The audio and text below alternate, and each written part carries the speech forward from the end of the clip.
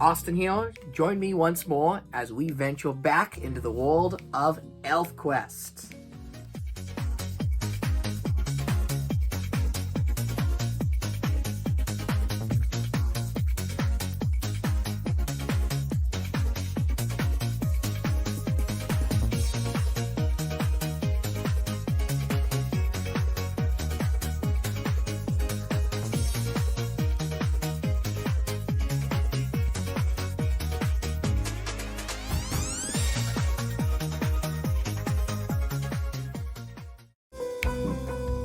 So, how is the new year treating you? Is everyone enjoying their Christmas presents they got and all that stuff? For me, my gift of the new year is finishing up my video backlog. I've finally done all the videos I wanted to do this year, and today's video marks me catching up. This was a video I should have done all the way back in July, August, but for the heck of it, it got delayed now. What can I say? Life happens. I get busy. Things go on, but you may recall earlier in the previous year, I reviewed ElfQuest. That review was called the Complete ElfQuest Review because I reviewed the entire original series written by Wendy and Richard Pini from the 1970s until the 1980s. It was collected in its entirety in a nice compact volume, and I highly recommended it. I thought the art was great, the writing was solid, and the world and the characters were completely enticing. I got lost in that book despite its daunting length. That was a thick book, and I read the whole thing in just a few days. So, if you haven't watched that review, you should probably watch that first. Well, turns out, shortly after that review happened, San Diego Comic-Con came around. I was informed that there would be an ElfQuest signing. Yes, that Wendy and Richard both would be there at San Diego Comic-Con. Met them all the way back in July, and I posted it on the social medias. I think I did like a YouTube post back then, but I didn't get to make a video, so here's a quick look at what happened. We're now in line to meet the creators of ElfQuest, Austin's, one of his favorite comics. Fantastic. So they're gonna be here any minute. Right over there. You wanna show them now? They're standing there drinking water. They're drinking water like regular people? Who are these crazy people? All right, ElfQuest.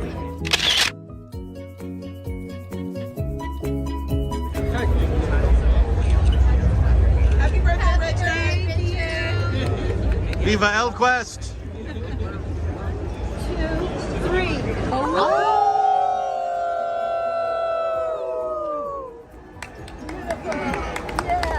ElfQuest! If I get the poster personalized.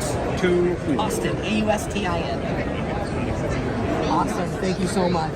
That's gonna go right on the wall. There's a one thing today on the list. And Yes. you, Oh my I said, goodness. okay, we'll be here. I promise, Austin. You made it. Well, and you know, Thursday is a slow day, so Yes. this is slow. I don't think Goodness. Comic-Con has. No. Someone just asked me that, and I said, not anymore. I'm a newcomer. I read the original Quest a couple of years ago, and I kept waiting for conventions to come back. I said, as soon as cons come back, I have to go and try and get to the ElfQuest booth. So this is fulfilling. Oh, fantastic. Listen, we love these. We love people. I thought you meant newbie to Comic-Con. I'm like, I am taking you your whole life, every year. I have walked 1,000,000 miles at But I Comic-Con have for you. only recently I've discovered the beautifulness that is ElfQuest. Okay. This is the best comic I've ever read in my life. Yeah. That's amazing. Turn, Austin, turn. Because you just started.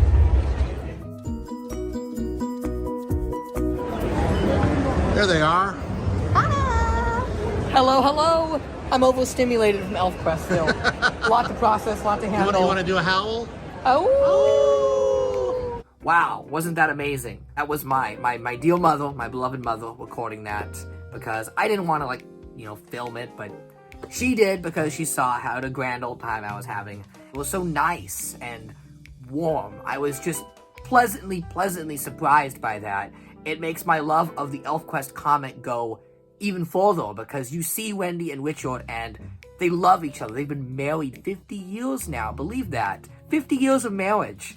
And they have that connection to ElfQuest. The two of them draw and write ElfQuest, and they've been doing so since the 70s. So you can tell ElfQuest has a lot of love poured into it because it's they'll love. Even though, when I first started the ElfQuest review, I only intended on reading that original ElfQuest volume, because as a historian of furry, it is in my interest to read ElfQuest, because ElfQuest, featuring the Wolfriders, elves who are half wolf, ElfQuest has a huge connection to the early days of the furry community. There's a lot of crossover between ElfQuest and early furry fandom. So I wanted to read that original volume to just kind of get myself in the mindset of what ElfQuest was, because as someone that goes to conventions, that loves early science fiction, fantasy, and furry content, I should know ElfQuest. It was the original indie comic. But seeing them and meeting them was just absolutely amazing, and I wanted to support them and buy some books. So even though, I got that poster, I actually ended up buying not one, not two, but 3 ElfQuest books from them. And I got the final quest, and I got both volumes of Stargazer's Hunt, the new ElfQuest book that just came out. I was gonna, pace these out across several weeks. And maybe I could lie and say, this video took so long because I was reading these books. But no, the truth is, I've just been walking a lot and filling out the backlog of videos. So, about, a week ago, I was like, I'm gonna read these ElfQuest books finally. I owe it to Wendy and Richard. I owe it to them because they're such awesome people. And I sat down and I read all 3 in one sitting. And I was up till 3:30 a.m. reading ElfQuest, because I was so gripped by the story and the characters. So, yeah, maybe I'm a little biased because of my experience with Wendy and Richard, but these comics were great. They were absolutely wonderful. First, let's start with the final quest. So, what is the final quest, and why do we need a final quest? After all, what makes that original ElfQuest so great is that it's a self-contained story with a beginning, a middle, and an end. Well, I guess think of this as a really long epilogue to ElfQuest if you wanted to know what happened to all the elves afterwards. We get to see Cuddle and Lita's kids all grown up and that they have formed their own tribes. And we even get to see new human tribes that are merging with the elf tribes. So now the elves and the humans are kind of entering an age of peace together where they can coexist. And I think that's really interesting. We also see some of the other elf creatures that were featured in the 90s. So when ElfQuest ended, obviously there was a need to keep the comics going because, well, I would assume it's Wendy and Richard's income, and because ElfQuest is fun, there's more story to tell. So as ElfQuest entered the 90s, we were introduced to the More people, fish people, elf fish people. I'm a big fan of fish people. I got some lagunas right here. I do love a good fish people, and there's lots of fish people in this one, so I approve. And it's just a nice little story. It's kind of got all these different stories about what happens to all the characters, and it culminates in Ember, which was Cuddle's daughter, kind of the kid from the original book. And what's interesting is, spoilers for ElfQuest, 30-year-old comic, should have read it already if you're watching this review. But, the elves discover that they are the descendants of aliens from another galaxy who were basically immortal beings. So the elves take this castle, which turns out to be a spaceship that grants immortality and gives them the knowledge of the universe and eternal life. So what this comic kind of delves into is you have the older characters, Lita and Cuddle and Skywise, who are in the spaceship now, on track to become elf gods. But then you have the daughter Ember, who wants to preserve the original Wolfrider way. So she doesn't want to be immortal. She wants to be mortal and still live for the hunt and howl with the wolves. Ooh! So you kind of have this contrast of your kid putting herself in danger, fighting these human tribes who are now much more advanced than the first book, because, remember, elves live for hundreds of years, so even though all the characters look the same, the human society has evolved, and we no longer have the caveman humans from the original ElfQuest, but now these more sophisticated humans from a much later time period.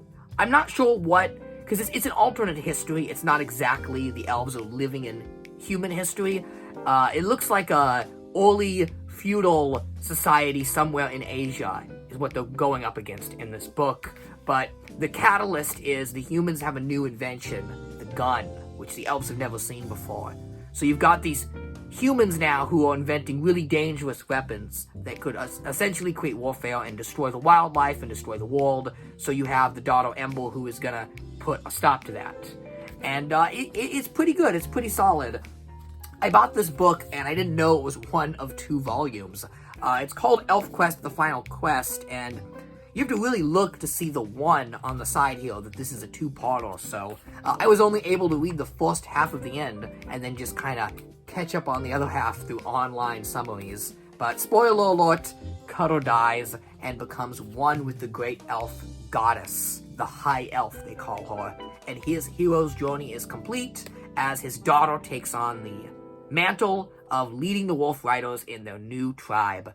It is a solid story, and one thing I can't praise enough is the artwork. Wendy and Richard did such an awesome job with the artwork in this book, and it looks exactly like it used to. And this is something I want to talk about. Comics have a need to constantly reboot and reinvent themselves to new audiences and change the art style. And ElfQuest doesn't do that. ElfQuest looks exactly the same, but better. And it has such a unique look to it. It's so 70s, but at the same time, it was kind of futurist because it takes heavy inspiration from anime at a time when nothing else was taking inspiration from anime. ElfQuest is like, try to imagine stuff made today if it was made in the 70s. Does that make any sense? It always felt like it was way ahead of the curve. I mentioned that in that ElfQuest review, that the comic looks like it's from the 2000s, but it's from the early 70s. Well, this Final Quest book beautifully recreates that original art style. Like Wendy and Richard, their artwork is exactly the same as it was, and I have no complaints with that. They've evolved, obviously. The artwork is sharper and cleaner, and there's Photoshop and fancy effects, but it still looks solid. And honestly, it looks better than most comic artwork today. And that carries over into Stargazer's Hunt, the new ElfQuest books. These are brand new. Now, this other one's called The Final Quest, and it ends with the death of a hero. What else is there to tell? All this elf talk has got me wanting coffee. But that Final Quest refers to the journey of Cutter, and she is right. That original comic since the 70s has followed Cutter and his journey, going from a woodland hunter-warrior elf, going on a grand quest, leaving his home, building a family and having children, raising those children, and finally dying with those children and becoming one with the galaxy. It's a beautiful story. But what about Skywise? We all love Skywise. Cutter's sidekick, the suave, cool Skywise. Cutter's bro, basically. And this is his story and his character arc. And I initially was reading the first few pages of this and I was not so sure about it. I'm like, because now we're even further down the timeline. All the elves are much older, and the human society is now in the Old West, so you've got cowboys now on Earth, and Skywise has become a god. He lives with the High Elf, the queen of the universe, basically, and he's become an ethereal being with now a daughter and the knowledge of everything. So what story is there left to tell? Well, he misses his bro Cutter, and what we get is this kind of beautiful romance-bromance, because the elves, they get around. Those elves get around. And yeah, Skywise definitely had some feelings for Cutter. There was a little more than friendship going on between those two. And I think this book does a great job of exploring that very close, honestly, romantic friendship. It even touches on a very interesting theme that when Cutter dies, he becomes one with the universe, one with the great High Elf Queen, who happens to also be Skywise's wife. So in a weird way, Skywise is in love with the Queen of the Universe, who has part of his bro in him, like she is both. I thought that was pretty interesting how that was handled. Also, we have a lot of ghost conversations. I do enjoy me some good afterlife world building, and I love how they do the elf ghosts, how characters die in elf quests, but they still live on as a ghost, and they only kind of make themselves appear when they want to. You know, they're free spirits. They're not just going to be there to live with you as a ghost, but they are going to guide you at the times you need them most. And what we get is a wonderful hero's journey for not just Skywise, but his new daughter, Jink. And she's a great character. I really like her. She's very spunky and fun. And, you know, ElfQuest had some very, very powerful female leads at a time when there weren't in comics. But a lot of them are kind of that stoic leader type. Like, Lita is no fun in games. Lita's a boss. She gets things done. So it is fun to have a female lead in ElfQuest who wasn't raised as a warrior, you know, per se. Jink is much more spunky and fun. She's willing to flirt with elves, both guys and girls, to get what she wants. And I think that's a nice change of tone.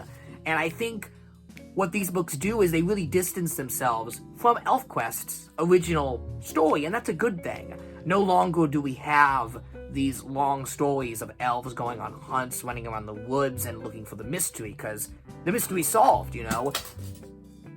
Something fell. I need a coffee sip. By this point in the timeline, they know everything. They know every type of elf variant out there. They've made peace with all the tribes. They're even making peace progress with the humans. They know they're space aliens. They've gotten a spaceship and are now flying through space. Like, everything's been done. So, what these books do is they slow things down, and they just go into these character relationships.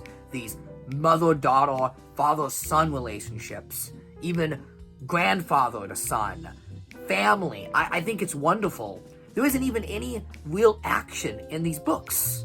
Well, there's action, if you know what I mean. But there's no violence, no war. It's just characters talking, and I really, really like that. I love when a comic book slows to a pace and really gives us insight into these characters. So in that sense, I think these books are more than warranted, because they're wonderful character studies into the cast of ElfQuest. And by the end of these, God, you love these elves, Ember and Suntop and Skywise. There's so many to keep track of, but you'll know them all because the character designs are so beautiful. Let's talk about the artwork in here, because I said the final quest had good art compared to today's comics. This is the best drawn comic book out right now. This is better than anything being published.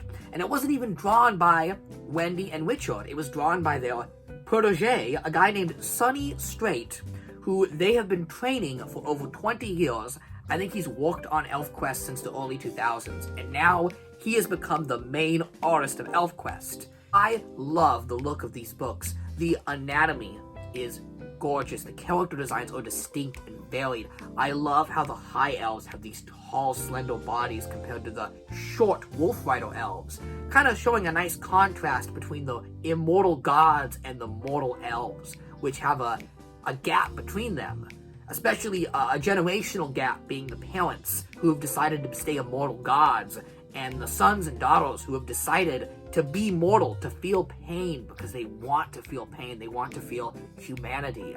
An interesting sacrifice to make, you know? That's a theme of these whole books is, do you stay in the spaceship where you are immortal? Because if you stay on the spaceship, you slowly become an immortal god. As you gain knowledge of the universe and the ship, your body physically changes, making you tall, slender, beautiful, and immortal. But you lose mortality. You don't eat. You don't even... It's kind of implied that sex isn't as good. Like, they don't have the feelings that being mortal does. So you have these elves that choose to remain on Earth and sacrifice immortality and feel pain and death because they want to feel love and humanity. And I think those are interesting themes. Like I said, I love a good afterlife and the way these books handle death and ghosts. It's dark, but it's also very, very bright. And God, do the colors of this pop. These are so colorful. I cannot praise Sonny Strait's art enough. He is the proof that ElfQuest will go on, even after Wendy and Richard have descended to the High Palace themselves. Seriously, he carries that torch well. It is a beautiful passing of the baton, and I'm glad the final quest didn't actually end ElfQuest, because the world of ElfQuest, the humans and the elves and the trolls on Earth, and then you have the ghosts in the little space castle. I just love it. It's so different and cool. And I love different. I think it's great. You know, I I love how the themes of ElfQuest are not typically what you get from Western comics. It's not a comic book about action and even twists and turns. It's just about relationships and people. Just the way I think they depict romance is incredible. It's something you don't see in a lot of Western books. It always took heavy inspiration from anime. I know there's, what's that genre called? It's right on the tip of my tongue. It's like a genre that's just love books that are more interesting. They're not typical romance novels. They're kind of goofy. They're genre. They have a lot of Quest depicts love in a positive light. It is a book that everyone can benefit from reading. Fantastic series. And I'm happy to say that long after those classic comics, the torch of ElfQuest is still being carried. So I highly recommend all 3 of these books and the second half of Final Quest, which I didn't get and now I'm gonna have to pick up. And I have tons more ElfQuest now. There's 30 years of comic for me to catch up and enjoy. And I can't wait to see where the future of ElfQuest goes, because it looks like it's got a bright future. At a time when it seems like American comic books are on the decline, ElfQuest continues to buck the trend and chart its own path. ElfQuest. It's magical, it's wonderful, it's romantic, it's interesting, it's full of elves.